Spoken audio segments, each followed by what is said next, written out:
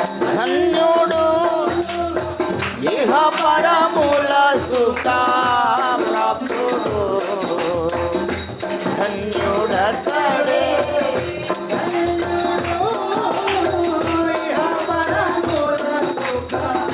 ప్రాప్తుడు యాకోబు దేవుడు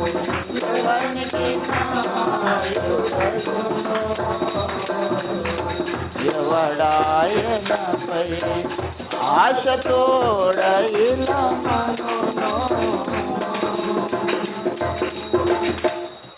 దేవుని పరిశుద్ధ నామానికి మహిమ కలుగును గాక.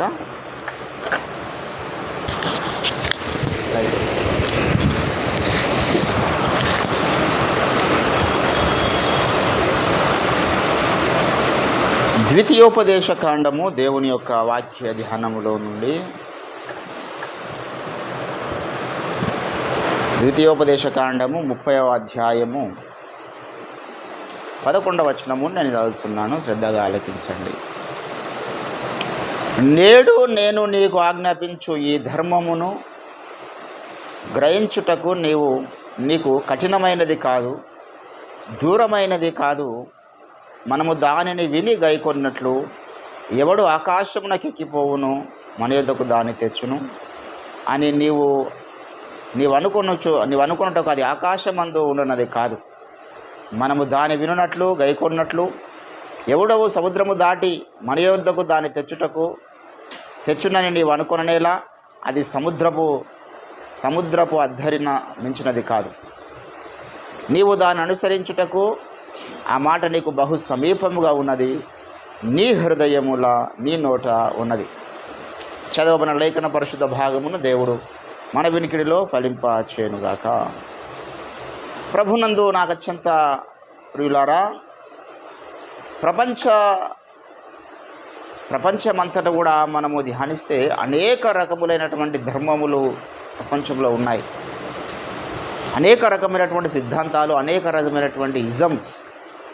డార్వినిజం ఉంది, షింటోయిజం ఉంది, ప్లేటోయిజం ఉంది, హిందూయిజం ఉంది, జైనిజం ఉంది, కమ్యూనిజం ఉంది, మరి ఎన్నో రకాల ఇజమ్స్ ఈ లోకంలో ఉన్నాయి. డార్వినిజం అనేది ఏం చెప్తున్నదంటే, ఆయన దాని యొక్క లాస్ట్ డేస్లలో సువార్త విని మారుమనసు పొందారని చాలామంది చెప్తారు, కానీ అది ఎక్కువ ప్రభావం చూపించలేదు. డార్వినిజం యొక్క మరి సిద్ధాంతం, డార్విన్ గారి యొక్క సిద్ధాంతం ఏంటంటే, మానవుడు ఏ రీతిగా జన్మించాడంటే జంతువుల ద్వారా మనిషి వచ్చిందని చెప్పిండు. ఆయన పరిశోధన చేసి ఆయన పరిశోధనలో వెనక్కి వెళ్తూ ఉంటే మనుషులు చింపాంజీ ద్వారా మనుషు జాతి వచ్చింది అని చెప్పాడు. అది డార్వినిజం. మరి రకరకాల ఇజమ్స్ భూమి మీద ఉన్నాయి. ఏ ఇజమైనా గ్రహించడానికి కష్టమై ఉన్నదేమో, కానీ క్రీస్తు మనకు నేర్పించాలనుకున్నటువంటి బోధ ఇది కష్టమైంది కాదు. యేసుప్రభు అంటాడు, నా కాడి సులువుగాను నా భారము తేలికగాను ఉన్నది. అది మీకు కష్టమైంది కాదు. దేవుని యొక్క ఆజ్ఞలు, దేవుని యొక్క కట్టడలను మనం వాటిని గైకొనడానికి అవి సాధ్యం కావేమన్నంత క్రిటికల్ కండిషన్లో ఉన్నవి కాదు. దేవుడు అన్నాడు, ఫర్ ఎగ్జాంపుల్, నమ్మి బాప్తిసం పొందు వాడు రక్షింపబడును అన్నాడు. అది కష్టమైన పని ఏంటండి? కొంతమంది వారి యొక్క ఇజమ్స్లలో, వారి యొక్క సిద్ధాంతాల్లో ఏం చెప్తున్నారంటే, ఫలానా పుణ్యక్షేత్రం కాడికి నువ్వు వెళ్ళి ఫలానా గుండంలో మునిగితేనే పాపాలు పోతాయని చెప్తున్నారు. ఫర్ ఎగ్జాంపుల్, ఎక్కడనో వారణాసిలో, లేకపోతే ఎక్కడనో ఒక గంగా, సింధు, మరి ఎన్నో నదులు ఉన్నాయి కదా, యమున. మన ప్రయాగరాజ్లో దేశమంతటి నుంచి వెళ్ళారు. మరి ప్రయాగరాజ్లో అక్కడ 12 సంవత్సరాలకు ఒకసారి మొత్తం ఎన్నో నదులు కలుస్తాయి. ఆ నీళ్ళు చాలా పవిత్రమైన జలం. ఆ నీళ్ళలో మునిగితే మన పాపాలని పోతాయని చెప్పారు. చాలా మంచిది, మనం దాన్ని విమర్శిస్తలేం. ఆ పాయింట్ ఏంటంటే దాన్ని విమర్శిస్తలేం మనం. వారి విశ్వాసం వారిది. గుండంలలో మునిగితే పాపాలు పోతాయి నమ్ముతున్నారు వాళ్ళు.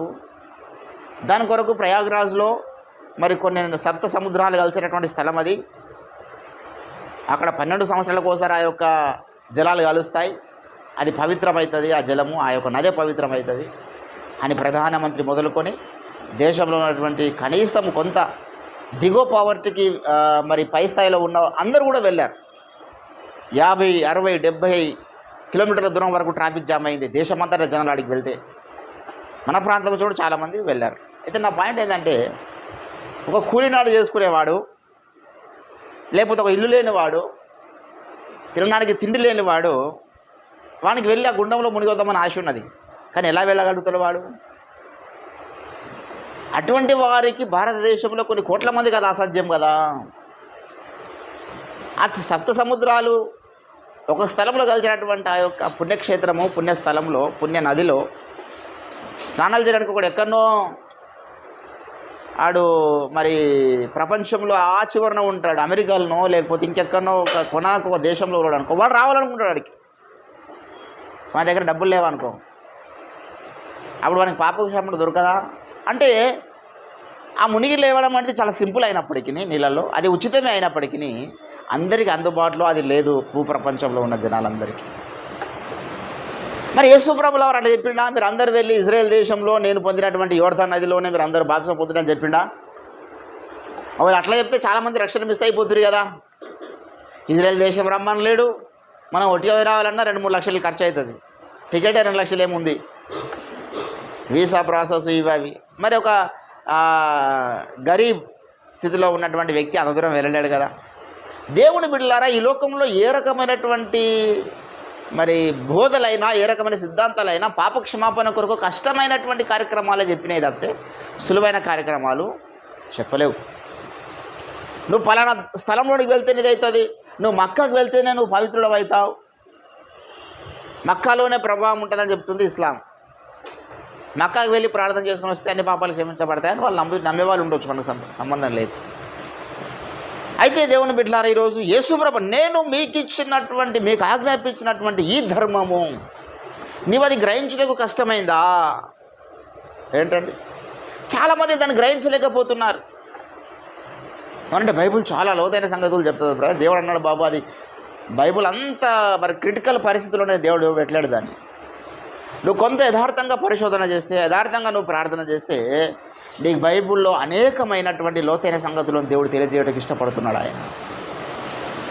ఇర్మియా ప్రవచన గ్రంథము దయచేసి మీరు 9వ అధ్యాయంలో చూస్తే 23వ వచనంలో ఏమంటాడో తెలుసా?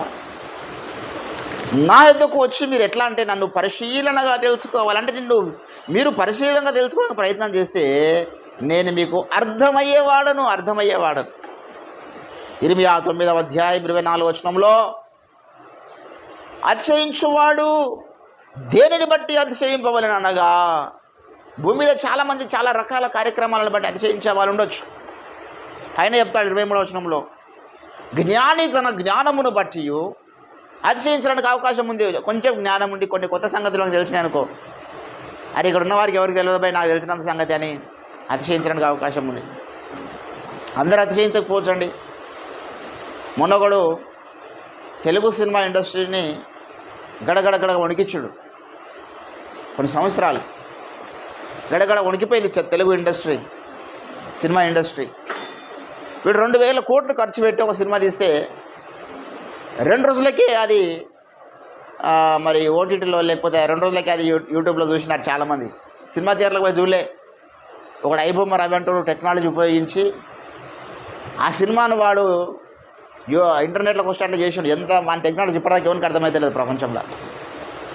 ఆడు మాత్రమే ఒక కాగితాలు ఏర్పడి లాగుంటాడు. ఆడికి ఇంత అతిశయిస్తలేడు. అదే టెక్నాలజీ నాకు తెలుసుంటే ఎంత డిమాండ్ చేస్తుంటే నేను సినిమా ఇండస్ట్రీ వాళ్ళకి మరి నాకు ఇన్ని కోట్లు ఇస్తే ఆ టెక్నాలజీ ఎవరికి నేను అంటున్నాను. ఆ టెక్నాలజీ ఇప్పుడు మన భారతదేశ ప్రభుత్వం వానికి ఉన్న జ్ఞానాన్ని వాడుకోవడానికి ప్రయత్నం చేస్తుంది. వాడు ఏం చదువుకుంటే ఎవరికి తెలియదు. వాడు ఎట్లా హ్యాక్ చేసి ఉండో సినిమాల్ని మొత్తం. ఆ సినిమా రిలీజ్ అయిన 2 రోజులలో వాడు ఇంటర్నెట్లోకి వస్తుంటే చేసేసిండు.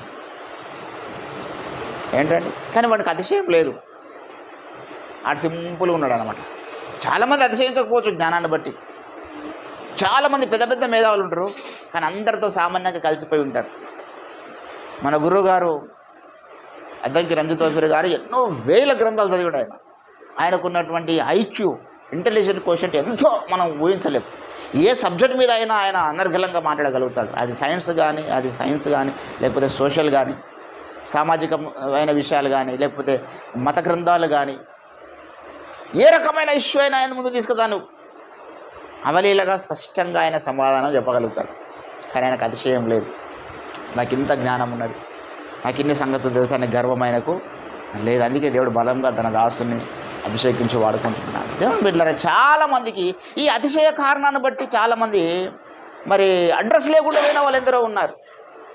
ఈ అతిశయ కారణాన్ని బట్టి చాలామంది దేవుని ప్రణాళికలో నుంచి కొట్టివేయబడ్డారు. ఎందుకంటే సాతానే మొట్టమొదటి అతిశయించినాడు. వాడు మన జ్ఞానాన్ని బట్టి అతిశయించినాడు, వాడికి ఉన్నటువంటి టాలెంట్స్ను బట్టి వాడు అతిశయించినాడు, వాడికి ఉన్న సౌందర్యాన్ని బట్టి వాడు అతిశయించినాడు. ఎంతమంది లేరు అట్లా చెడిపోయిన వాళ్ళు. సౌందర్యం బట్టి అతిశయిస్తే సౌందర్యం ఎంతకాలం ఉంటుంది? బలం ఎంతకాలం ఉంటుంది? ధనం ఎంతకాలం ఉంటుంది? ఏది కూడా శాశ్వతమైనది కాదు. దేవుని బిడ్డలారా, ఈరోజు నేను మనం గమనించాల్సిన విషయం ఏంటంటే, మనము అతిశయించాలి కానీ మనకున్న బంధు బలగమును బట్టో, మనకున్న జ్ఞానమును బట్టో, మనకున్న పేరు పరకబడని బట్టో కాదు మనం అతిశయించాల్సింది. దేవుని నువ్వు ఎంత పరిశీలన తెలుసుకున్నావు? How much you know the depth of Jesus Christ? How much you know about his depth in the Bible? About his history అన్నాడు రవి జకరియాస్ గారు. దేవుని యొక్క చరిత్ర అయిన వాడు అసలు మీద విజ్ఞానవంతుడు. How he came this world. ఆ సమీపరాని తేజస్సులో నుంచి దేవుడు ఏ రీతిగా తన యొక్క సమస్త వైభవాన్ని వదులుకొని మన కొరకు భూమి దిగి వచ్చినాడు. నువ్వు ఎరిగి ఉండాలి. You must be know that history. చాలామందికి దేవుడు ఎట్లా వచ్చిండో అర్థం కాదు, దేవుడు ఎవడో అర్థం కాదు, దేవుడు మనల్ని ఏ రీతిగా రక్షిస్తాడో అర్థం కాదు. ఈ లోకయాత్ర ముగించిన తర్వాత ఎటు వెళ్తామో అయోమయ పరిస్థితుల్లో ఎంతమంది ఉన్నారు. మనం అటువంటి పరిస్థితుల్లో ఉండద్దు. We are not in that confusion position. We have very absolutely clarity inside of our hearts. మొన్న నేను ఒక పాస్టర్గా చనిపోతే పోయిన వారం అక్కడికి వెళ్ళాను. పోయిన వారం ఆరాధన జరిగించలేదు. పొద్దున్నే చేశాం మేము. పాస్టర్లు కొంతమంది వచ్చారు. నరసింహులు గారు, నీలంశ్రాంగ్ గారు, 5-6 మంది పాస్టర్లు వస్తే ఇక్కడనే పొద్దున్నే 6 గంటలకి ఆరాధన చేసి పాటలు పాడి 1 గంట సేపు ప్రార్థన చేసి మరి బయలుదేరి వెళ్ళాం. అక్కడ పోయిన తర్వాత వాళ్ళు పద్మశాలి చనిపోయిన పాస్టర్ గారు, వాళ్ళ బంధువులందరూ కూడా హిందువులే. చెప్పాను నేను, క్రైస్తవులమైన మేము మరణం పట్ల మాకు ఒక అబ్సల్యూట్లీ ఒక క్లారిటీ ఉంది. మేము ఎక్కువ గాల్లో కలిసిపోయినాను, లేకపోతే ఇక్కడ చచ్చిపోయిన మనిషికి ఎక్కడో పుట్టిండను, లేకపోతే ఏ లోకానికి పోయినా మాకు తెలియదు బాబా అని అయోమయ పరిస్థితులు మేము లేము. ఇక్కడ ఒక క్షణం గుండె ఆగిపోతే ఆయన ఏ స్థలంలో ఉన్నాడో మేము చెప్పగలుగుతాం. ఈ యొక్క భౌతిక సంబంధమైనటువంటి దేహాన్ని ఆయన యొక్క ఆత్మ విడిచిపెట్టింది. ఈ స్థూల దేహం మట్టికి మన్న అయిపోతుంది, కానీ సూక్ష్మ దేహం ఇంకోటి ఉన్నది, అది యేసు ప్రభు దగ్గరికి వెళ్ళిపోతుందని చెప్తున్నాను. దేవుని బిడ్డలారా, ఎవరైనా రక్షణ పొంది మారు మనసు పొంది పాప క్షమాపణ నిమిత్తం బాప్సం పొందిన వానికి ఒక అబ్సల్యూట్లీ ఒక నిరీక్షణ ఉంది. వానికి వీ హ్యావ్ దట్ హోప్. వేరే మతాల వారికి అది లేదు. అందరూ అన్ని మతాల వాళ్ళు చచ్చిపోతున్నారు, కానీ వానికి అది స్పష్టత లేదు. ఈరోజు నీవు స్పష్టంగా గ్రహించాల్సిన సంగతుల్లో దేవుణ్ణి స్పష్టంగా గ్రహించాలి. అది కష్టమైంది కాదు. నీ భర్త నీకు ఎంత మంచిగా అర్థమవుతాడో, నీ భార్య నీకు ఎంత మంచిగా అర్థమవుతుందో, నీ పిల్లలు నీకు ఎంత మంచిగా అర్థమవుతారో, నీ తల్లిదండ్రులు నీకు ఎంత మంచిగా అర్థమవుతారో అర్థం కారండి. మా పిల్లలకు పలానా కర్రీ సిస్టమ్ లేవండి అని మేము చెప్పగలుగుతాం. ఒక 5-6 ఏళ్ళు పిల్లలు పెంచిన తర్వాత మా పిల్లలు కాకరకాయ కుదిరినండి, లేకపోతే మా పిల్లలు బెండకాయ కుదిరినండి, మా ఈ కూర ఆ కూర ఇష్టం లేవు మా పిల్లలకని మనం చెప్తాం. ఒక 5 ఏళ్ళు పిల్లలతో మనము ఒక 10 ఏళ్ళు భార్యాభర్తల మధ్య సహజీవనంలో కొనసాగినప్పుడు వారి యొక్క ఇష్టాలు తెలుస్తాయి. అంటే అంత సులువుగా దేవుడికి అర్థమైపోతాడు. నిన్ను సృజించిన వాడు నీకు భర్త అయి ఉన్నాడు. ఆయన అర్థం కాకుండా ఏదో అయోమయమున నిన్ను బంధించడానికి చూస్తున్న దేవుడు కాదు ఆయన. ఈ wants to friendship with you. ఆయన ఒక స్నేహితుల్లాగా వారితో ఉన్నాడంట, శిష్యులతో. అంటే అన్ని సంగతులు చెప్పడానికి ఏదో ఇష్టపడుతున్నాను నీకు. నువ్వెంత మట్టుకు అన్ని సంగతులు గ్రహించడానికి ఇష్టపడుతున్నావు. దేవుని మీద కొంత దృష్టి పెట్టాలి. దేవుని బిడ్డలారా, అస్తమానము ఈ లోకము, ఈ లోక సంబంధమైన వ్యవహారాలు, ఈ లోక సంబంధం ఉద్యోగాలు వీటి మీదనే కాదు.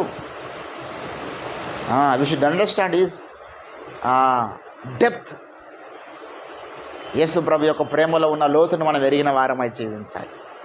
ఆయన ఎవరు? ఆయన గ్రహించుటకు కష్టమైన మనిషి కాడు. ఆయన చాలా సులువుగా ఎవరికైనా అర్థమైపోతాడు. చదువు రాని వారికి అర్థమవుతాడు, చదువు వచ్చిన వారికి అర్థమవుతాడు, పిల్లలకు అర్థమవుతాడు, పెద్దలకు అర్థమవుతాడు, వృద్ధులకు అర్థమవుతాడు. వాళ్ళ కండిషన్ అర్థం చేసుకోగలుగుతాడు ఆయన. ఏ స్థితిలో ఉన్న వారి కండిషన్ అర్థం చేసుకోగలుగుతాడు ఆయన. పిల్లల యొక్క స్థితిని అర్థం చేసుకుంటాడు, వృద్ధుల యొక్క స్థితిని అర్థం చేసుకుంటాడు, కుటుంబ సమస్యలతో ఉన్న వారి యొక్క స్థితిని అర్థం చేసుకుంటాడు. ఏ స్థితిలోనైనా ఎవరైనా ఉండను గాక అందరి స్థితిని అడిగిన వాడు, అందరి స్థితిని అర్థం చేసుకుంటే ఒక శక్తి గలవాడు ఆయన. అందరికి ఒకే రకంగా ఆయన ప్రతిస్పందించాడు. ఒక దాంపత్య జీవితంలో ఉన్నటువంటి బంధంతో స్పందించాల్సిన విధానం వేరే ఉంటుంది. ఒక భార్య లేని వ్యక్తితో, భర్త లేని వ్యక్తితో వ్యవహరించే విధానం వేరుంటుంది. ఒక పెళ్లి కానటువంటి స్త్రీతో వ్యవహరించే విధానం వేరుంటుంది. పెళ్లి కాని పురుషునితో దేవుడు వ్యవహరించే విధానం వేరుగా ఉంటుంది. పెళ్ళై కూడా భార్యను పట్టించుకోకుండా, పెళ్ళై కూడా భర్తకు లోబడకుండా, పెళ్ళై కూడా భర్తకు నమ్మకంగా లేకుండా, పెళ్ళై కూడా భార్యకు నమ్మకంగా లేకుండా వారి పట్ల ఒక రకంగా బిహేవ్ చేస్తాడు ఆయన. ఆయన మనకు అర్థమయ్యే దేవుడు. మనం నమ్మిన దేవుడు మనకు అర్థం కాని దేవుడు కాదండి. ఆయన మనకు అగోచరుడు కాదు, ఆయన మన గోచరుడు. నీలాగా నాలాగా ఆయన ఒక మనిషి. అంటే మనిషి అంటే అర్థమైందంటే మనం ఒక తల్లిదండ్రి యొక్క కలయిక ద్వారా పుట్టిన వాళ్ళం. ఆయన ఎట్లా పుట్టినవాడు కాదు, కానీ మనలాగానే ఆయన ఉన్నాడు. మనకున్నటువంటి ఎమోషన్స్, భావోద్రేకాలు అన్నీ ఆయనకున్నాయి. నీకు నాకున్న రూపం ఆయనకున్నది. ఎందుకు అర్థం చేసుకోడు ఆయన? ఆ ప్రపంచం వేరు. అది నేను చెప్తున్న విషయం. అది ఈ యొక్క చర్మ చక్షువులతో మనం చూడలేం. అంతరంగ నేత్రములు ఉన్నాడు. ప్రసంగి 2:13 జ్ఞానికి కన్నులు తలలో ఉన్నాయి, మనిషికి 4 కన్నులు ఉన్నాయి. ఈ మాంస నేత్రాలు 2 ఉన్నాయి, మనోనేత్రాలు 2 ఉన్నాయి. ఈ మనోనేత్రములతో మనము దేవుని చూడాలి, ఆయన అర్థం చేసుకోవడానికి ఇష్టపడాలి. మనము నేను మీకు కష్టమైన వాడను కాదు, నా ఆజ్ఞలు మీకు కష్టమైనవి కావు. శిష్యులకు యేసు ప్రభుల వారు ఎప్పుడు చెప్పినా ఏంటండి, ఇది నా శరీరము మీ కొరకు నేను ఇస్తున్నాను అన్నాడు. అది వారి కఠినం కనబడ్డదంట. ఏంటండి అది ఎట్లా కఠినమైంది చెప్పండి? ప్రతి ఆదివారం ప్రభు యొక్క శరీరరక్తాలు భుజించడం కఠినమైనటువంటి ఆజ్ఞనా? అది వానికి కఠినమైందంటే అర్థమైందంటే వానికి అంతకుముందు లోబడే మనసు లేదు, అంతకుముందు వానికి యేసయ్య మీద ప్రేమ లేదు. యేసయ్య మీద ప్రేమ ఉంటే అది నాకు కఠినం కాదు. వాళ్ళు నమ్మినటువంటి దేవుని మీద వాళ్ళకు ప్రేమ ఉన్నది కనుక హిమాలయస్ నుంచి నడుచుకుంటూ వచ్చారండి ప్రయాగరాజ్కి. తెలంగాణ నుంచి ఎంతోమంది నడుచుకుంటూ వెళ్ళినారు ప్రయాగరాజ్కి, నడుచుకుంటా కొన్ని వందల కిలోమీటర్లు అడవిలలో. Because they love their faith, they have love in their faith. వారు నమ్మినటువంటి విశ్వాసం మీద వారికి ఒక నమ్మకమైన ప్రేమ ఉన్నది దేవుని బిడ్డలారా. అప్పుడు అది కష్టం అనిపించదు. అంత దూరం ఎట్లా నడుచుకుంటూ పోయినావా అంటే నా దేవుని మీద నాకున్న ప్రేమ అంటాడు. ఈరోజు నీవు నమ్మిన దేవుని మీద నీకు ప్రేమ ఉన్నప్పుడు ఆయన చెప్పినటువంటి మాటలు నీకు కష్టంగా అనిపించవు. నా ఆజ్ఞలు భారమైనవి కావు, నా ఆజ్ఞలు మీకు అర్థం కానివి కావు, నా ఆజ్ఞలు మీకు అర్థమయ్యేటివి, మీరు పాటించడానికి సులువైనటువంటి ఆజ్ఞలు ఇచ్చినాడు ఆయన. హల్లెలూయా. మనం ప్రతి ఆజ్ఞ దేవుని పాటించవచ్చు. ఏది కష్టం? దేవుడు 6000 ఆజ్ఞలు చెప్పాడు బైబిల్లో. ప్రతి ఆజ్ఞ కూడా మనం పాటించవచ్చు. ఏంటంటే ఉపవాసం చేయమని చెప్పాడు. అదే కష్టమా అండి? మీరు 15 రోజులకు ఒకసారి ఉపవాసం చేసుకుంటూ పోయారనుకో, మీకు కనీసం 50 ఏళ్ళ దాకా ఒక రోగం రాదు. 50 ఏళ్ళ వరకు ఏ రోగం రాదు. మీకు కనీసం ఒక ఇంజక్షన్ అవసరం లేదు, ఒక ఏది అవసరం లేదు. 15 రోజులకు ఒకసారి మీరు కనుక ఉపవాసం చేయాలైతే, కేవలం మంచినీళ్ళు తాగి ఉంటే 15 రోజులకు ఒకసారి మీకు ఏ రోగం రాదు. ఎందుకంటే సకల రోగాలకు కారణము కడుపే. కడుపులో అడ్డమైనవి తినుకుంటా పోయి వారం వారం నింపుకుంటూ దాంట్లో కొన్ని అరగకుండా అట్లా ఉండిపోతాయి. ఆ ఉండి అదొక చెత్త కుండలాగా తయారవుతుంది. మన ఇంట్లో చెత్త కుండలు వేస్తాం మనం. అదొక వారం రోజులు తీయకపోతే అందులో ఎట్లుంటుంది? అది అందులో ఎటువంటి వాసన వస్తుందంట. అన్నీ కలిపిన వాళ్ళ ఇంత సాంబారు, ఇంత అన్నము, ఇంత ఇది అది, ఇంత గుడ్లు తీసుకుపోయి పాడేస్తాయి, గుడ్డ పోషక పాడేస్తాయి. ఇవన్నీ కలిపి దాన్ని వారం రోజుల తర్వాత వాసన చూడండి. మన కడుపు కూడా అటువంటిది. అడ్డమైన చేసి దానికి గ్యాప్ ఇవ్వకుండా మనం అట్లనే పోతే అన్ని రోగాలు అక్కడి నుంచే ప్రారంభించబడతాయి. ఏంటంటే 40-50 ఏళ్ళు పరిశోధన చేసినటువంటి డాక్టర్ చెప్పేటటువంటి మాట నేను చెప్తున్నాను. మీరు ఎంత తింటున్నాం అనేది ముఖ్యం కాదు, ఎంత విసర్జన మీకు ఫ్రీగా జరుగుతుందనేది ముఖ్యం అంటారు డాక్టర్. అది భోంగా అడిగేది ఏం తెలుసా? మోషన్ ఫ్రీ ఉందామని అడుగుతాడు, నిద్ర మంచిగా వస్తుందని అడుగుతాడు. నీకు నిద్ర పడతలేదంటే అర్థం ఏంటంటే నీకు అంతకుముందు నీ కడుపు కరెక్ట్ లేదని అర్థం. కడుపు అప్సెట్ అయిపోతే నిద్ర పట్టదు మనిషికి. దేవుని బిడ్డలారా, మరి యేసు ప్రభువు ఉపవాసం ఏ కష్టమా చెప్పాలి? మన మంచి కొరకే కదా. ఏంటండి, ఇప్పుడు నాకు 40 సంవత్సరాలు, ఇప్పటిదాకా నేను ఎప్పుడు గ్లూకోజ్ పెట్టుకోలే, పరిస్థితులు రాలే, అటువంటి రానిలేడు దేవుడు. ఎప్పుడు ఇంజక్షన్ తీసుకోలే, ఏదన్నా జలుబు వచ్చినది ఇంత ట్యాబ్లెట్ వేసుకుంటే దెబ్బకి ఎగిరిపోతుంది. అట్లా కూడా తగ్గకపోతే ఉపవాసం చేసిన మొత్తం వెళ్ళిపోతాయి. దేవుని బిడ్డలారా, ఈరోజు యేసు ప్రభు చెప్పిన ఏ ఆజ్ఞైన కష్టము కాదు. ప్రతిరోజు ప్రార్థన చేయమండి, కష్టమా చెప్పండి? ప్రార్థన చేయడానికి చెమటలు కడతాయా ఏంటండి? నీ కష్టార్జితంలో నువ్వు రోజుకు 100 రూపాయలు సంపాదిస్తే 100 రూపాయలు నువ్వు 10 రూపాయలు దేవునికి ఇవ్వమన్నాడు, కష్టమా? దేవుడు బలం ఇవ్వకపోతే ఆ 100 రూపాయలు కూడా నేను సంపాదించకుంటే కదా. దేవుడు బలం ఇచ్చాడు కాబట్టి కొంత పని చేసుకోగలుగుతున్నా, దేవుడు జ్ఞానం ఇచ్చాడు కాబట్టి కొంత పని చేసుకోగలుగుతున్నా. ఆ కష్టార్జితంలో నమ్మకంగా 10 రూపాయలు దేవునికి ఇవ్వడం కష్టమైంది కాదు. ప్రార్థించమని చెప్పింది కష్టమైంది కాదు. సహోదర ప్రేమ కలిగి ఉండమన్నాడు, కష్టమైందా ఏంటండి? నిన్ను వాళ్ళని పొరుగు అని ప్రేమించమన్నాడు, కష్టమైన ఆజ్ఞనా? ఆయన నేడు మీకు ఆజ్ఞాపించినటువంటి ఈ కట్టడలన్నీ కూడా అవి మీకు భారమైనవి కావు, అవి మీకు కష్టమైనవి కావు అంటున్నాడు దేవుడు. కాబట్టి దేవుని బిడ్డలారా, ఈరోజు నీవు నేను ఎంతగా దేవుని యొక్క ఆజ్ఞలను నెరవేర్చడానికి కంకణం కట్టుకుంటున్నాం అనేది ముఖ్యం. We should fulfilled the word of God in our life. నేను కొన్ని ఆజ్ఞలు దేవుని నెరవేర్చాలి, అవి నా కొరకు దేవుడు రాస్తున్నాడు. దయచేసి కీర్తనల గ్రంథంలో మీరు గమనించినట్లయితే 103వ కీర్తన ఇక్కడ అంటున్నాడు ఏంటండి,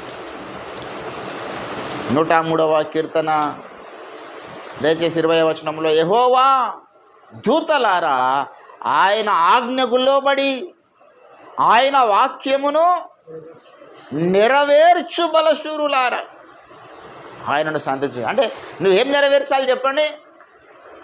దేవుని వాక్యము నెరవేర్చాలి నీవు. అంటే అర్థమైంది, నువ్వు నెరవేర్చడానికి అనుకూలమైనటువంటి వాక్యాలు దేవుడు చెప్పాడు, నువ్వు పాటించడానికి చేతనయ్యే ఆజ్ఞలు దేవుడు చెప్పినాడు. నాకు చాలా కష్టంగా ఉంది బ్రదర్ అంటుండంటే అది సరైనటువంటి ధోరణి కాదు. దేవుని బిడ్డ ప్రపంచంలో మరి ఇది నాకు సాధ్యం కాదండి, బైబిల్లోకి ఆజ్ఞ ఉంది, నా వల్ల అయితే లేదని కూడా చెప్పగలుగుతాడా?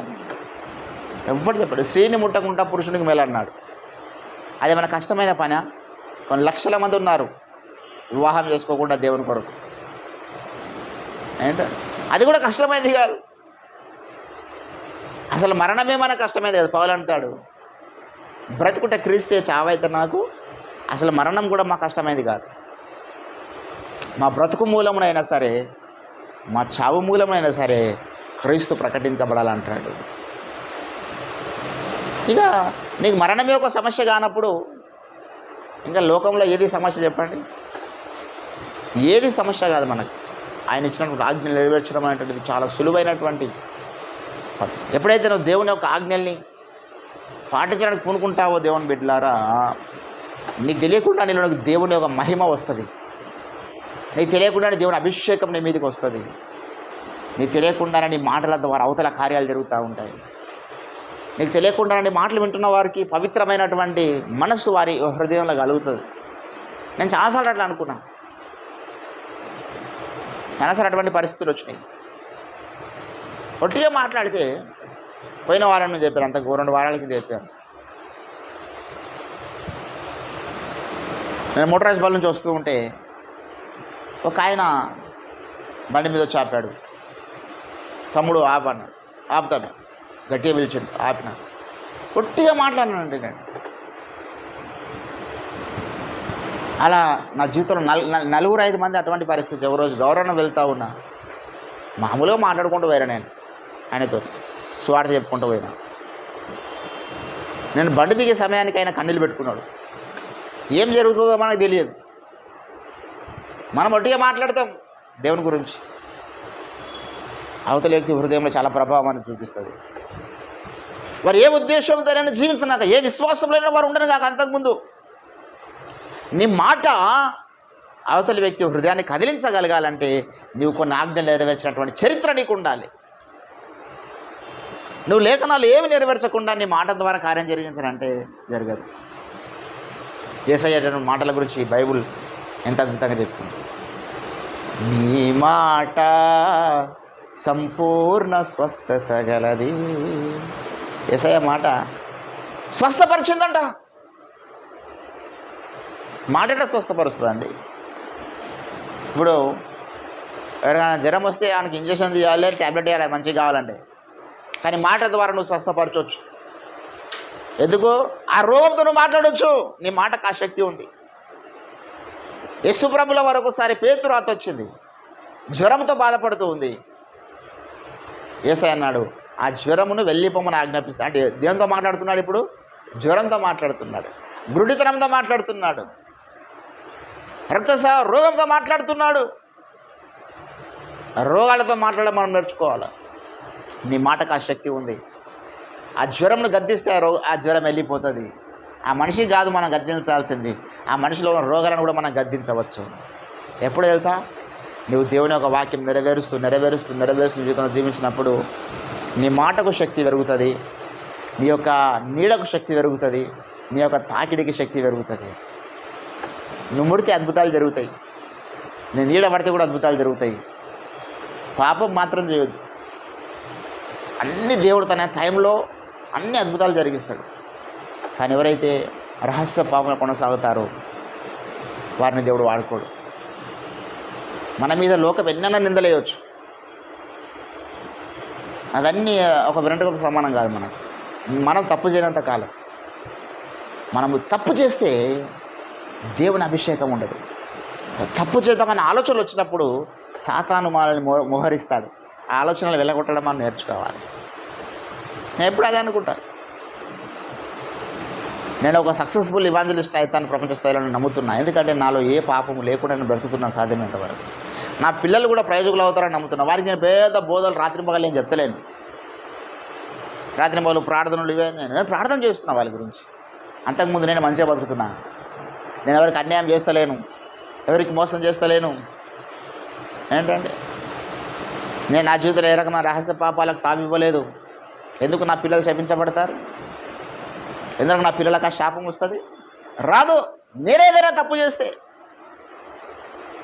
ఎంతోమంది దేవుని బిడ్డలారా దేవుని నమ్ముకొని కూడా విచ్చలవిడి జీవితానికి అలవాటుపడితే దేవుడు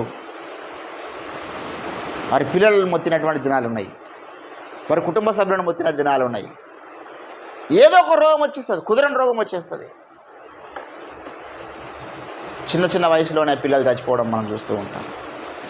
అది ఆ బాలుని యొక్క తప్పు కాదు, ఆ తల్లిదండ్రులు చేసినటువంటి తప్పుకు బట్టి కొన్నిసార్లు వీళ్ళని దేవుడు శిక్షిస్తాడు బుద్ధి కలగడానికి. కనుక మనం అన్ని విషయాలకు జాగ్రత్తగా ఉండాలి. నువ్వు పరిశుద్ధంగా జీవించడానికి పిలువబడ్డావు అన్నాడు. అందుకే పేతురు రాసిన పత్రిక, ఆయన పరిశుద్ధులై ఉన్నట్లుగా ఏం చేయండి మీరు కూడా. Be holy because your God is holy. నువ్వు నమ్ముతున్న దేవుడు పరిశుద్ధుడు కనుక మీరు కూడా ఏమై ఉండండి, పరిశుద్ధులై ఉండండి. This is the commandment. కష్టమా ఇది చెప్పండి? ఏంటంటే కష్టమా?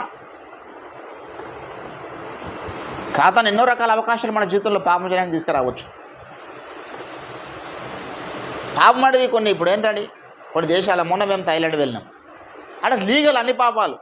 చిన్న చిన్న పిల్లలు ఇంటర్మీడియట్ డిగ్రీ చేస్తున్నటువంటి అమ్మాయిలు రోడ్ల మీదనే గంజాయి తాగుతారు. గంజాయి రోడ్ల మీద అమ్ముతారు. ఇట్లా మనకు మంచిగా ఇప్పుడు రోడ్డు మీద కొబ్బరి బొండాలు ఇవి అరటి పండ్లు అమ్మినట్టు మన దగ్గర ఇండియాలో ఏమైనా గంజాయి అమ్ముతుంటే వాడిని వెతికి పట్టుకొని బ్యాన్ చేస్తారు. వానికి 14 సంవత్సరాలు జైలు శిక్ష భారతదేశంలో గంజాయి అమ్మితే. నారాయణగిరి ప్రాంతంలో చాలాసార్లు దొరికింది గంజాయి. కానీ అక్కడ రహస్యంగా జరుగుతుంది మన దగ్గర కూడా వ్యాపారం. డ్రగ్స్ కూడా మన దగ్గర భయంకరంగా లోపట్లో. కానీ అక్కడ లీగల్ అని చిన్న చిన్న పిల్లలు రోడ్ల మీద కూర్చొని గంజాయి తాగుతారు. మళ్ళీ ఎగ్జామ్ ఉంటారు వాళ్ళు చూస్తే. మన ఇండియాలో ఏ పెద్ద హీరోని కూడా పనిచేయదు, అంత స్మార్ట్గా అబ్బాయిలు కానీ అమ్మాయిలు కానీ. కానీ గంజాయి తాగుతారు, డ్రగ్స్ తాగుతారు. లేని అలవాటు అంటుండదు వాళ్ళకి, అన్ని లీగల్ ఆడ. నువ్వే పాపమన్నా చెయ్యి. మరి అటువంటి స్థలాల్లో కూడా సంఘాలు ఉన్నాయి, చర్చస్ ఉన్నాయి, పెద్ద పెద్ద చర్చస్ ఉన్నాయి. నీతిగా బ్రతికే వాళ్ళు ఉన్నారు, పరిశుద్ధంగా జీవించేవారు ఉన్నారు. ఏంటండి దేవుని బిడ్డలారా, ఈరోజు మనము చెడిపోయినటువంటి లోకంలో ఉన్నాము. పాపం చేయడానికి లీగల్ పర్మిషన్ ఈ భూప్రపంచం ఇచ్చింది. అక్కడ లీగల్గానే జరుగుతున్నాయి, భారతదేశంలో ఇల్లీగల్గానే జరుగుతున్నాయి. ఇల్లీగల్గా ఇక్కడ డ్రగ్స్ అమ్ముతున్నారు, ఇల్లీగల్గా వ్యభిచారం జరుగుతుంది, ఇల్లీగల్గా దోపిడీలు జరుగుతున్నాయి, అన్నీ జరుగుతున్నాయి. ఈరోజు నీవు నేను మనం కలిగి ఉండాల్సినటువంటి భయం ఏదో తెలుసా? మన దేవుడు పరిశుద్ధుడు. నేను నమ్ముకున్న దేవుడు పరిశుద్ధుడు అండి. నా జీవితంలో కూడా పాపం ఉండడానికి వీలు లేదు. వేరే వాళ్ళకి అదంతా అంత సీరియస్నెస్ ఉండదు. వేరే వాళ్ళకి అంత సీరియస్, దేవుడిని నమ్ముకుంటారు కానీ అంత పరిశుద్ధంగా జీవించడం అవసరమా అండి? ఎంజాయ్ చేయాలి, వయసు ఉన్నప్పుడు ఎంజాయ్ చేయాలి, తినాలి, తాగాలి, సుఖపడాలి. దేవుడు అంటే మనకు మేలు చూస్తే మనకు దేవుడు అవుతాడు కదా, మన సుఖాన్ని కోరుకున్నాడే దేవుడు అవుతాడు కదా. కాబట్టి మనం ఇష్టమైన సుఖం అనుభవించాలని చెప్పేటటువంటి బోధలు భూమి మీద ఉన్నాయి. కానీ యేసుప్రభు వాటిని ఒప్పుకోడు, ఆయన శపిస్తాడు. మన జీవితంలో దేవునికి ఇష్టమైన కార్యాలు చేస్తే ఒకసారి 2 సార్లు చెప్తాడు దేవుడు, తర్వాత వాడిని శపించి పెడతాడు. నువ్వు పనికివరా బాబు, నువ్వు పనికివమ్మా నాకు అంటాడు దేవుడు. ప్రేమ దీర్ఘకాలం సహించనంటే నువ్వు జీవితకాలం అంతా పాపాలు చేసుకుంటూ పోయినా దేవుడు సహిస్తూ ఉంటాడా?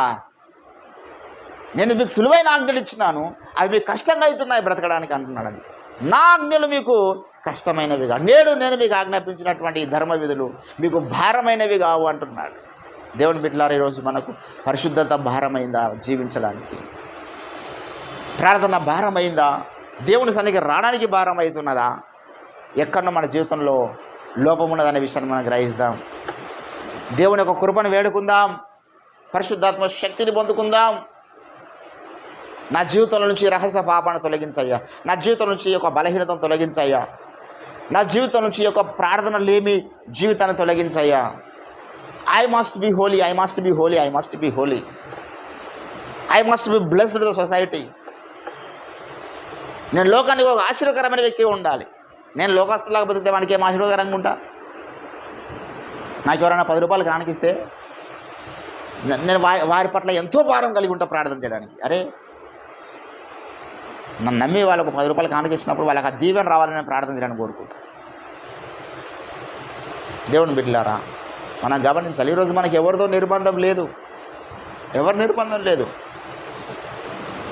ఏ స్త్రీకి ఏ పురుషుని నిర్బంధం లేదు, ఏ పురుషునికి ఏ స్త్రీ నిర్బంధం లేదు.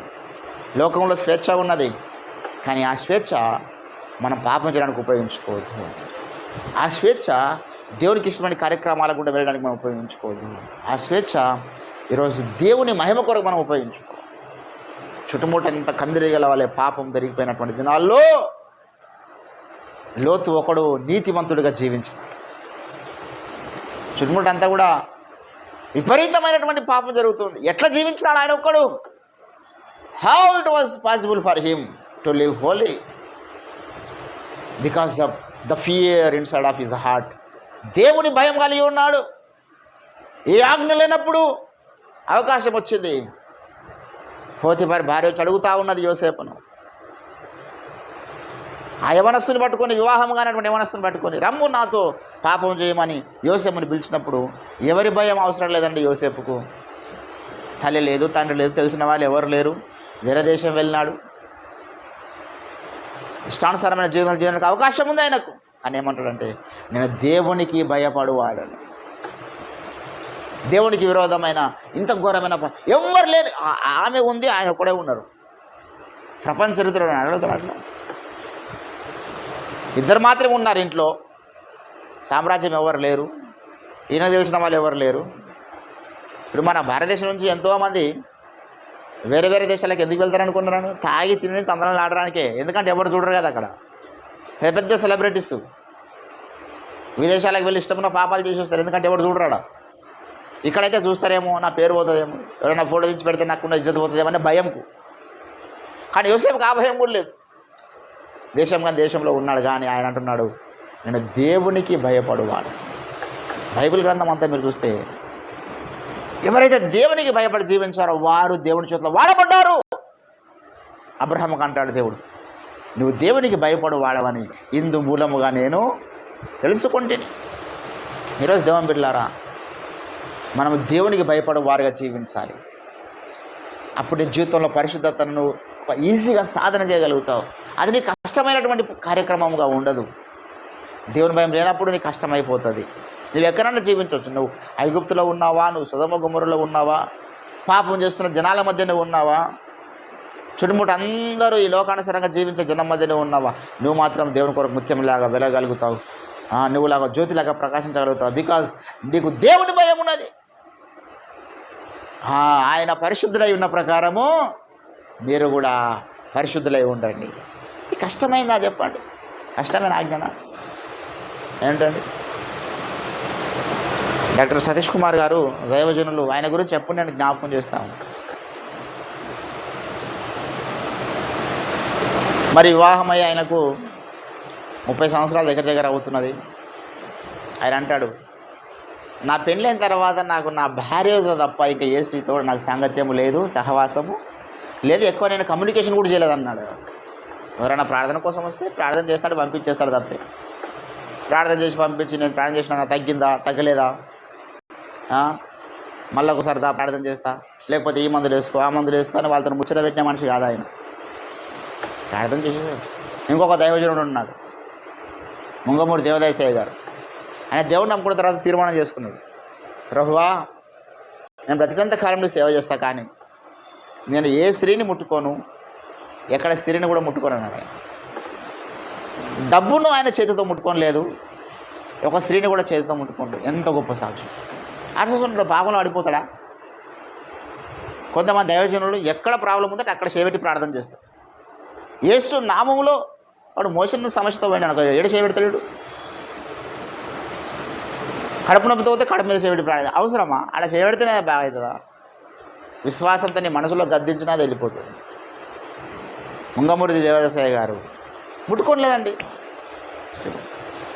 ఆయన చనిపోయిన తర్వాత ఆయన సమాధి మీద ఉన్నటువంటి మట్టిని తీసుకపోతే అద్భుతాలు జరిగింది. ఆ మట్టిని తీసుకుపోయి రోగమున్న స్థలంలో రోగమున్న వాళ్ళు తింటే ఆ రోగాలు వెళ్ళిపోయినాయి. ఇప్పటికీ అక్కడ బైబిల్ మిషన్ వాళ్ళు ఆ సమాధి దగ్గరికి ఎవరు రాణిస్తలేరు. ఈవెన్ నా ఇప్పటికీ అంత అద్భుతమైనటువంటి సేవ చేసి. దేవుని బిడ్డలారా, మనం గుర్తుపెట్టుకోవాలి, పాపంలో పడిపోవడానికి సాతాను ఏర్పాటు చేసినటువంటి అనేక మార్గాలలో ఒకటి ఏంటంటే వ్యర్థమైన దాని మీదకి మన మనసును తీసుకుపోవడం. అందులో మన కమ్యూనికేషన్స్. మరి ఒక సిస్టర్ నా దగ్గరకు వచ్చి, బ్రదర్ ప్రార్థన చేయండి నా గురించి అంటే, సమస్య ఏందమ్మని అడుగుతా ఒకసారి. మా వివాహం అయింది బ్రదర్, 5 ఏళ్ళు అయింది, 6 ఏళ్ళు అయింది, ఇంకా పిల్లలు లేరు, గర్భఫలం కొరకు ప్రార్థన చేయండి. ఓకేనమ్మా మంచిదని అవకాశం ఉన్నంత వరకు నేను ఆమె గురించి ప్రార్థన చేయాలి. దేవుని ప్రేరేపిస్తే వరకు ఉపవాసం ఉండాలి, కానీ ఇంట్లో ఏదో నువ్వు దేవుని దగ్గర గోజాలి. అసలు నీకు ఎందుకు పిల్లలు అయితే లేరు, నీకు ఆ సమస్య, మీ భర్తగా ఎక్కడ ప్రాబ్లం ఉన్నది, ఎప్పటి నుంచి ప్రాబ్లం ఉన్నది, డాక్టర్లు ఏం చెప్పారు, ఇదంతా ఈ సొల్లు కబుర్లు అవసరం లేదు. ఇప్పుడు ఆమె అన్ని సమస్యలు చెప్పింది అనుకో, రిపోర్ట్లు అన్నీ స్కానింగ్లు అంతా ఏం చేస్తావు? సర్జరీ చెప్తావా? అది అవసరం లేని సబ్జెక్ట్ కదా అంటే నేను. కొంతమందికి ఇవన్నీ కావాలి, ఇసుకాయలు పచ్చకాయలు అంటారు కదా, అవన్నీ అడగొద్దు. ఒకరి గురించి మనం పూర్తిగా తెలుసుకోవడానికి ఎప్పుడు ఇష్టపడవద్దు. ఏదైనా చెప్తే అంతవరకే. నువ్వు ఎక్కడ ఉంటావు, నువ్వు ఏం చేస్తావు, నీకు పెళ్ళి అయిందా, నీ భర్త ఏం చేస్తాడు, నీ భర్త ఇదా, నువ్వు నీ భార్య ఏం చేస్తుంది, నీకెంతమంది పిల్లలు. మన దగ్గర చాలామందికి మొన్నటి దాకా కూడా కొంత సేవకులకు పిల్లలు లేని సంగతి నాకు తెలియదు. ఎప్పుడు అడగలేము మనం, అది మనకు అవసరం లేని విషయం కదా. ఆయనకి ఎంతమంది పిల్లలు నాకు ఎప్పుడైతే మనం ఈ యొక్క వ్యర్థమైన కమ్యూనికేషన్స్ పెట్టుకుంటామో అదే నీ నెక్స్ట్ స్టెప్ పాపం అవుతుంది. ఒట్టిగానే పాపాల్లో పడిపోరండి. ఫస్ట్ ఏదో ఒకటి సొల్లు కబుర్లు స్టార్ట్ అవుతాయి, ముందుగాల వ్యర్థమైనటువంటి ముచ్చట్లు స్టార్ట్ అవుతాయి. ఈ వ్యర్థమైన ముచ్చట్లు మెల్లమెల్లగా నువ్వు ఘోరమైనటువంటి పాపంలో పడిపోవడానికి దారితీస్తాయి. ఏంటంటే దేవుని బిడ్డలారా, ఇక పరిశుద్ధత ఇక్కడ సాధన చేస్తాను. పరిశుద్ధత సాధన చేయడం అంటే అర్థమైందంటే, ఏదైతే నా మనసులో, ఏదైతే నా క్రియల్లో నాకు ఈ పాపం వైపు ప్రేరేపిస్తున్నదో, ఈ లోకం వైపు ప్రేరేపిస్తున్నదో ఆ యొక్క సహవాసాలు, ఆ యొక్క స్నేహాలు, ఆ యొక్క మాటల్ని కట్ చేసుకోవడమే పరిశుద్ధత. ఈరోజు దేవుని బిడ్డలారా, నీవు నేను మనం గమనిస్తాం. మనం లోకంతో ఎంత జాగ్రత్తగా జీవించాలనో, లోకంతో ఎంత జాగ్రత్తగా జీవించడం ఎంత అవసరమో, మన చుట్టుముట్టున్న మనుషులతోనే అంత జాగ్రత్తగా జీవించాలి. మనకు తెలిసిన వారితో కూడా అంతకన్నా ఎక్కువ జాగ్రత్తగా జీవించాలి. ఒక లోకస్తుడు ఎవడన్నా, లోకస్తురాస్తులు ఎవరన్నా వచ్చి వెంటనే వాళ్ళిద్దరు మాట్లాడుకుంటే వెంటనే పాపం చేయరు. కానీ తెలిసిన వాళ్ళు, చుట్టుముట్టున్న వాళ్ళు, ఎప్పటికీ మనతో కమ్యూనికేషన్ ఉన్న వాళ్ళ ద్వారా మనం ఘోరమైన పాపాల్లో పడిపోవడానికి అవకాశం ఉంటుంది. కాబట్టి సాతాను పెద్ద కుయుక్తిపరుడు. వాడు ఏదైనా తోటలోకి రాకుండా వాడు పాపంలో పడేయలేడు కదా. ఆదమవ్వల్ని ఏదైనా తోటలోకి రావాలి, వారితో కొంతకాలం సహవాసం చేయాలి. ఎంత ఘోరం జరిగిపోయింది. ఆ జాగ్రత్త మనం వహించాలి. ఈరోజు సంఘాల్లో ఈ జాగ్రత్త లేదు. ఏదైనా తోటలోనికి సాతాను వచ్చినట్లుగా సంఘంలో కొంతమంది ద్వారా సాతాను వచ్చేస్తూ ఉంటాడు. వాడు మన ప్రక్కలో కూర్చుంటాడు, మనం విశ్వాసం అనుకుంటాం. వాడేమో సర్పెంట్ సీడాడు, సర్పసంతానం ఉంటాడు. సర్పసంతానం ఎంతోమంది స్త్రీలు, సర్పసంతానం ఎంతోమంది పురుషులు సహవాసం చేస్తూ మాట్లాడి సహోదరుడే కదా అనుకొని ఘోరమైనటువంటి విపత్తులు పడిపోయినవారు, ఘోరమైన పాపంలో పడిపోయినవారు.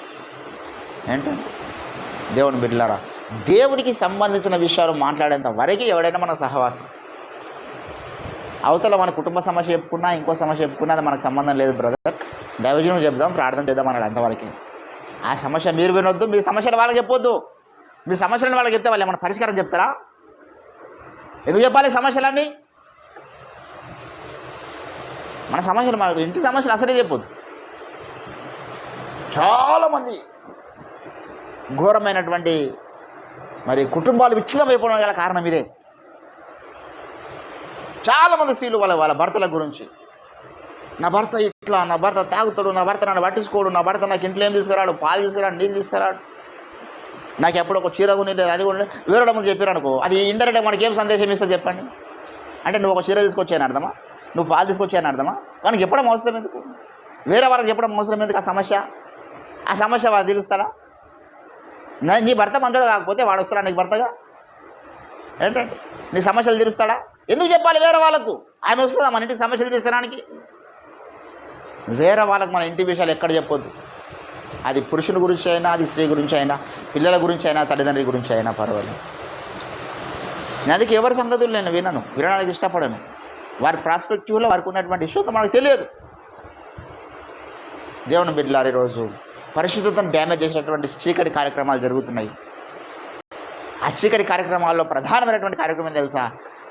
వాడు మన మాటలను చెడగొడుతున్నాడు, వ్యర్థమైన సంభాషణలు మనం వాడేస్తున్నాడు. అందుకే నీకు పరిశుద్ధంగా జీవించడం కష్టమైపోతున్నది. ఈరోజు నేను మనం గమనించాలి. చాలా విషయాలు మనం ట్రిమ్ చేసుకోవాలి. దేవుని బిడ్డలారా, ఈ విషయంలో నాకు మంచి మాదిరికరమైనటువంటి ఒక దైవజనుడు తెలుసు, పాస్టర్ ఐజక్ జ్ఞానరాజు గారు. ఎవరే సమస్య చెప్పినా సరేనమ్మా ప్రార్థన చేద్దాం అంటే ఇంకా ఏం అడగడు. మళ్ళా అయ్యారు మా ఆయన నన్ను పట్టించుకోవడం లేదు, సరేనమ్మా ప్రార్థన చేద్దాం. ఎందుకు పట్టించుకోవడం లేదు? వాడికి ఎక్కడైనా వేరే దుకాణం పెట్టుకున్నాడా? లేకపోతే నువ్వు ఎందుకు ఏం జరిగింది? అదంతా అంత డీప్ అవసరము లేదు. దేవుని బిడ్డలారా, ఈరోజు నువ్వు మనం గమనిస్తాం. ప్రభు సన్నిధిలో ఉన్నాం. నేను పరిశుద్ధులను కనుక మీరును పరిశుద్ధులై ఉండండి నా ఆజ్ఞ ఉన్నది. అది కష్టమైంది కాదు. నువ్వు కొన్ని విషయాల్లో జాగ్రత్తగా జీవించగలిగినట్లయితే, నీ మనస్సును నువ్వు జాగ్రత్తగా పరచుకోగలిగితే అది నీ కష్టమైంది కాదు. నీ శరీరాన్ని నువ్వు కంట్రోల్ చేసుకోగలిగితే అది నీ కష్టమైంది కాదు. What ever it may. ప్రార్థన చేయడం కష్టమైంది కాదు. దేవునికి ఇచ్చే విషయం కష్టమైంది కాదు. ఏంటంటే స్వార్థ ప్రకటించడం కూడా కష్టమైంది కాదు. చాలా సులువైంది స్వార్థ. ఎన్నో మార్గాలలో స్వార్థ చెప్పచ్చు. మొన్న మా దగ్గరికి ఒక అబ్బాయి వచ్చాడు, చాలా మంచోడు, చాలా కాలము యేసయ్య పాటలు పాడుకుంటూ తిరిగిండంట. ఇప్పుడు దేవుడు లేనటువంటి సిద్ధాంతంలోకి వెళ్ళిండు. ఆయన ఒక క్రిస్టియన్ అమ్మాయిని ప్రేమించి పెళ్లి చేసుకున్నాడు. నా దగ్గరికి వచ్చిన ఫ్లెక్స్ కొరకు నేను మాట్లాడి సరే తమ్ముడు, నువ్వు ఆమెను చేసుకున్నావు, పర్వాలేదు. ఆమె దేవుని నమ్ముకొని అట్లా ముందు కొనసాగి, నువ్వు దేవుని నమ్ముకొని ఇట్లా కొనసాగితే నువ్వు రేపు నరకంలో కళ్ళు తెరుస్తావు, ఆమె రేపు మోక్షంలో కళ్ళు తెరుస్తుంది. అది ఒకటి గుర్తుపెట్టుకోను. ఇప్పుడు అర్థమయ్యే విషయం కాదు. దేవుడు నరకం ఉన్నదా, పరలోకం ఉన్నదా, దేవుడు అన్నీ సరే. ఇప్పుడు నువ్వు లేడని నమ్మ, అన్నీ నాకేం నష్టం లేదు. కానీ ఏ క్షణాన్ని గుండె అయిపోతుందో తెలియదు. అవతల యుగ యుగాలు నువ్వు నన్ను జ్ఞాపకం చేసుకుంటావు. అందుకే అయ్యగారు మొన్నటి దిన అన్నాడు, అరే భయ జీవితకాలం అంతా మీరు యుగ యుగాలు మమ్మల్ని ద్వేషించకూడదని స్వార్థ చెప్తున్నాం అన్నాడు. యుగ యుగాలు మమ్మల్ని దూషించొద్దని స్వార్థ చెప్తున్నాం. అడిగి పోయినప్పుడు దూషిస్తారు. అరే వాడు మా పక్కకున్నాడు, మాకు యేసు ప్రభు గురించి చెప్పలేడు. యుగ యుగాలు మనల్ని శపిస్తారు అక్కడ స్వార్థ చెప్పకపోతే మన చుట్టూ ఉన్న వారికి. అందుకే నేను నాకు తెలిసినోడికి ఒక్కడికైనా స్వార్థ చెప్పకుండా నేను అసలు లేను. ఎప్పుడు మేము ఇంటి నుంచి వస్తూ ఉంటే,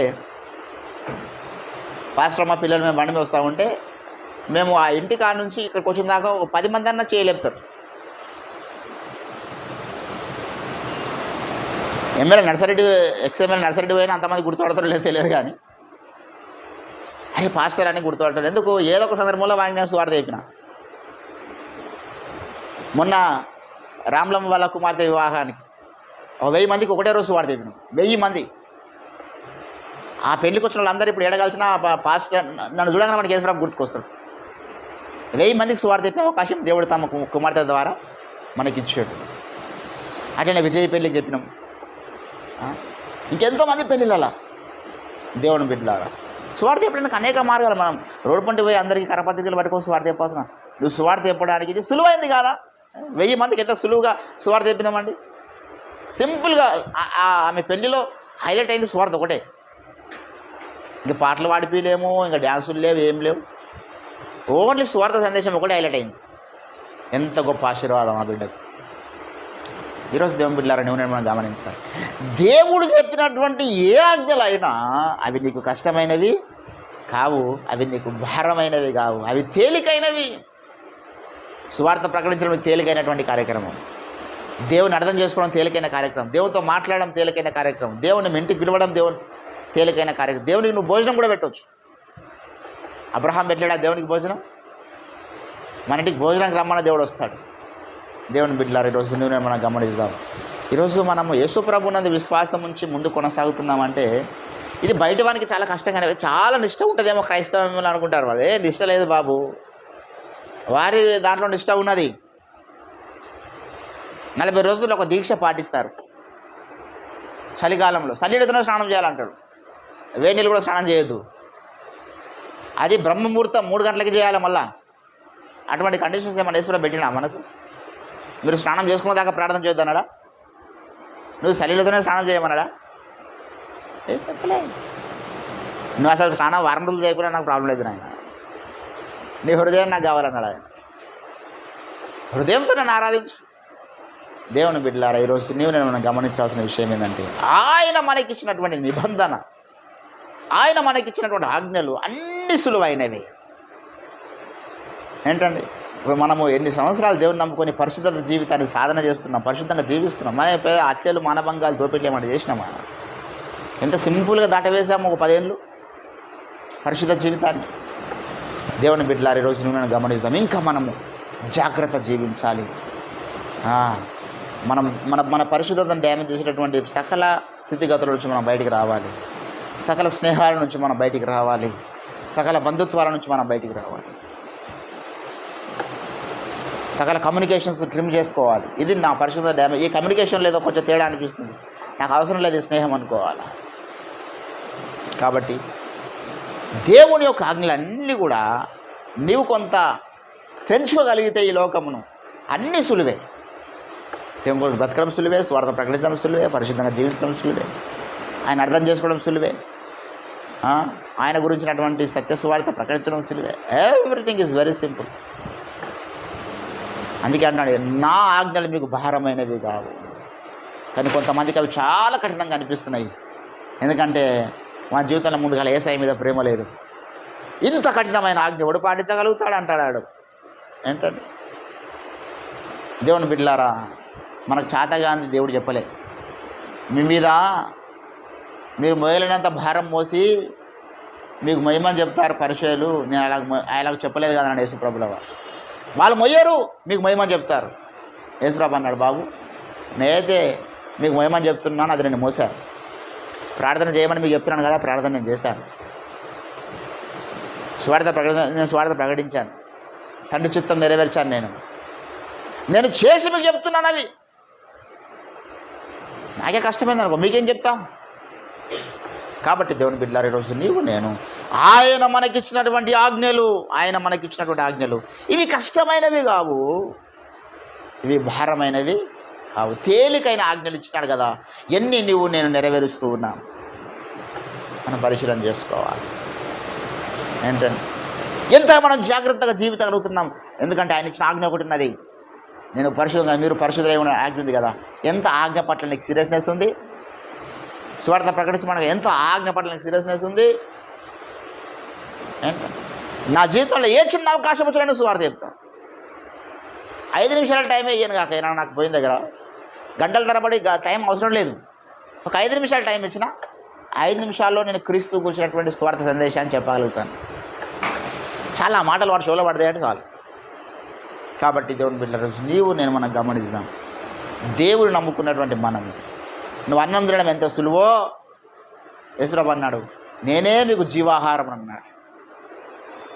అంత సులువుగా చేసేస్తాడు ఆయన మనల్ని. ఆయన ఎంతగా మనం తింటున్నాం, ఆయన మన స్నేహితుడు కదా, ఎంతగా మనం అర్థం చేసుకుంటున్నాం. ఆయన మన భర్త కదా, ఎంత మనం ఆయనతో సన్నిహిత సహవాసం చేస్తున్నాం. ఏంటంటే ఆయన మన తల్లి, ఆయన మన కుమారుడు. ఎందుకంటే ఒక సందర్భం మీరే నా తల్లి అన్నాడు యేసయ్య. ఆయన కుమారునిలాగా ఎంతవరకు మనం ఆయనను చూస్తున్నాం. ఏంటంటే అన్ని ప్రేమలను మనం యేసు ప్రభువులో పొందగలగాలి. యేసయ్య మా అన్నగాడా అన్నాడు. ఒక అన్నలాగా యేసు ప్రభుతో కొంతకాలం నడిచినాడు దైవజనుడు.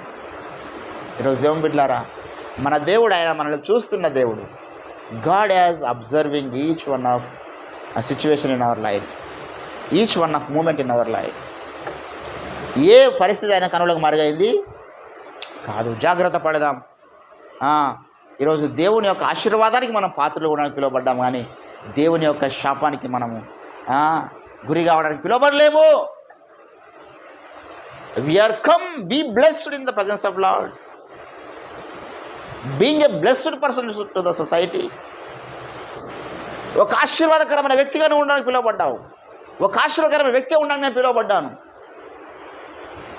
నేను లోకానికి ఆశీర్వాదకరంగా ఉండాలి.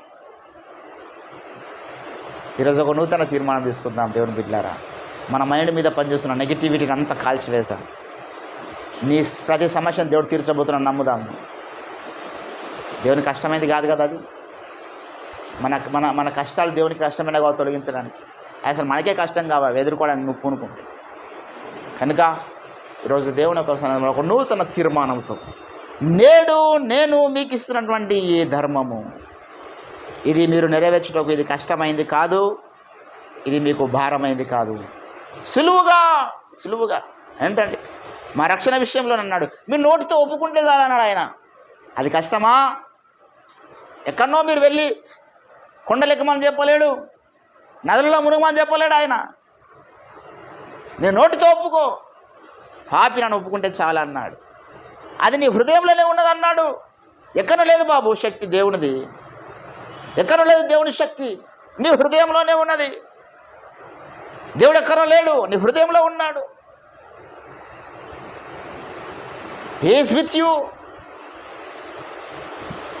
ఇమ్మానుయేల్ అనగా అర్థం ఏమిటి? God has with us. నాతో ఉన్నాడు ఆయన, నా హృదయంలో ఉన్నాడు ఆయన. ఎక్కడున్నాడు దేవుడు వెతకకండి, నీ హృదయంలో ఉన్న దేవునితో మాట్లాడుతూ ఉండాలి. నీ మనసులో ఉన్నాడు ఆయన, నీ హృదయంలో ఒక సింహాసనం వేసుకొని కూర్చున్నాడు ఆయన. అక్కడ ఉన్నటువంటి యేసయ్యతో మనం మాట్లాడి నేర్చుకోవాలి. ఇది కష్టమా?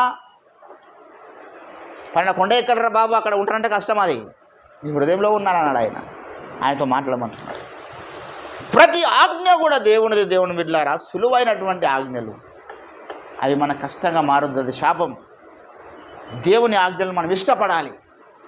దేవుని ఆజ్ఞలు సులువుగా నెరవేర్చడానికి పూనుకోవాలి. మనం ఒక నూతన తీర్మానం తీసుకుందాం ప్రభు స్థానంలో. ప్రభువా, ఇక మీదట మా జీవితంలో నీ ఆజ్ఞలు ఇష్టపడుతూ మేము గౌరవిస్తూ నీ ఆజ్ఞలు నెరవేర్చే వారికి మేము ఉంటాం. నీ ఆజ్ఞలు కష్టతరంగా ఎంచబడ్డ మనుషులు మేము ఉండొద్దు. కొంతమంది అవి కష్టం అనుకున్నారు, వెళ్ళిపోయారు రేసని విడిచిపెట్టి. ఇది చాలా కఠినమైన ఆజ్ఞనే, వెళ్ళిపో. అది నీకు అంత కష్టం ఉంటే వెళ్ళిపోనాయన, ఎందుకు అంత ఇంకా కష్టపడతావు? ప్రార్థించడం కష్టమా? స్వార్థ ప్రకటించడం కష్టమా? బైబిల్ చదవడం కష్టమా? నీ కష్టజితంలో వచ్చిన 10 రూపాయలు దేవునికి ఇవ్వడం కష్టమా? అవన్నీ కష్టం ఉంటే వెళ్ళిపో, మరి దేవుని విడిచిపెట్టి వెళ్ళిపో, నరకంలో వాడు అవుతుంది. అర్థమవుతుంది. దేవుని బిడ్డలారా, ఈరోజు నీవు నేను మనము ఇష్టపడదాం. దేవుని యొక్క దేవుని యొక్క చిత్తం ఏదైతే ఉన్నదో దాన్ని ఇష్టపడదాం, మనం ప్రేమిస్తాం. దాని పట్ల అంచెలంచెల ప్రేమను మనం పెంచు. మనం ఏది చేసినా ఆ చిత్తం నెరవేర్చడానికి మనం చేయాలి. ఈరోజు నేను వ్యాపారం చేస్తున్నాను, దేవుని చిత్తం నెరవేర్చడానికే. నా పిల్లల్ని చదివిస్తున్నాను, దేవుని చిత్తం నెరవేర్చడానికే. నాకున్న యవ్వనం దేవుని చిత్తం నెరవేర్చడానికి, నాకున్న తలాంతులు, నాకున్న జ్ఞానం, ఎవ్రీథింగ్ దేవుని చిత్తం నెరవేర్చడానికి దాన్ని ఉపయోగిస్తాను. నా ఉద్దేశాలు నెరవేర్చడం ముఖ్యం కాదనుకుంటా. కాబట్టి దేవుని బిడ్డల రోజు మనము ఒక నూతన తీర్మానం తీసుకుందాం, మనలో ఉన్న అహాన్ని తొలగించుకుందాం. అప్పుడు నీకు దేవుని ఒక ఆజ్ఞలన్నీ కూడా సులువు అయిపోతాయి. ఇది ముగింపు. హల్లెలూయా. నూతన తీర్మానం తీసుకుందాం. దేవుడు కొద్ది మాటలు మన వినికిడిలో ఫలింపచేయును గాక. ప్రార్థన చేద్దాం.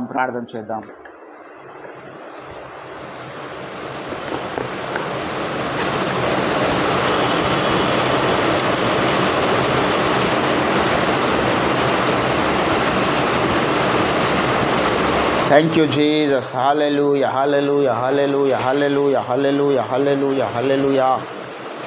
Stotram.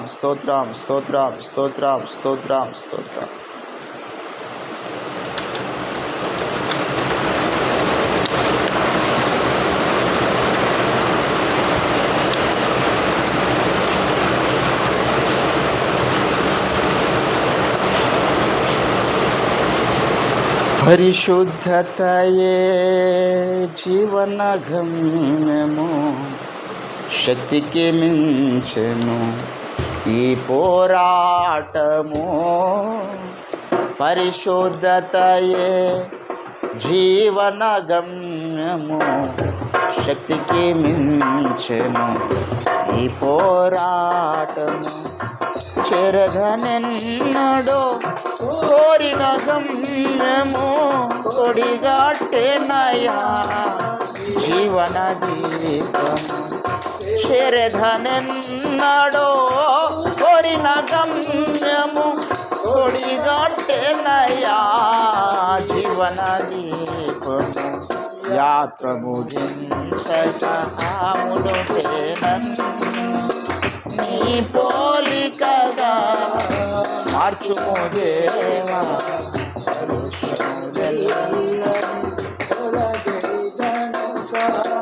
నీ కొలిమిలో నన్ను కాల్చుము దేవా.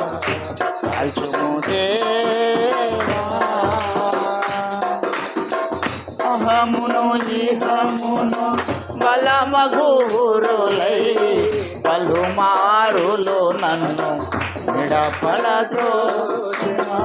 అహమును బలమగురులై పలుమారులు నన్ను ఇలా పడద్రోసెను. మట్టిని మనిషిగా చేసిన దేవా, నన్ను పావన పరచుము యేసయ్యా. మట్టిని మనిషిగా చేసిన దేవా, నన్ను పావన పరచుము యేసయ్యా. యాత్ర ముగించమును పేనన్ను నీ పోలికగా మార్చుము దేవా. కలుషములను తొలగిడిదనుక నీ కొలిమిలో నన్ను కాల్చుము దేవా.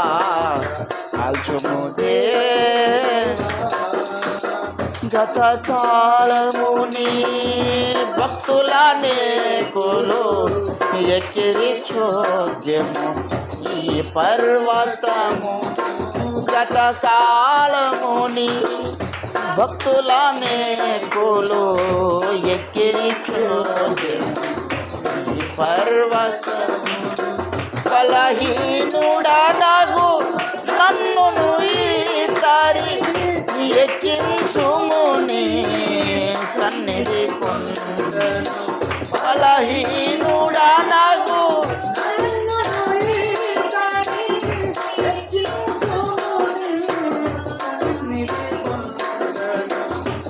స్తోత్రములించక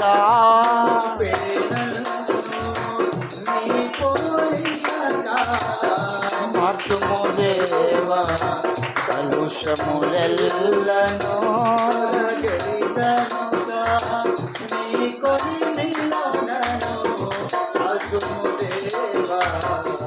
కాల్చుము దేవా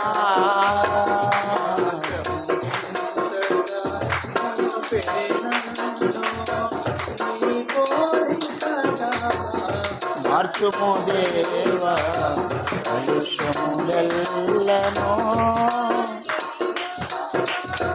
నీ కొలిమిలో నన్ను కాల్చుము దేవా కాల్చుము దేవా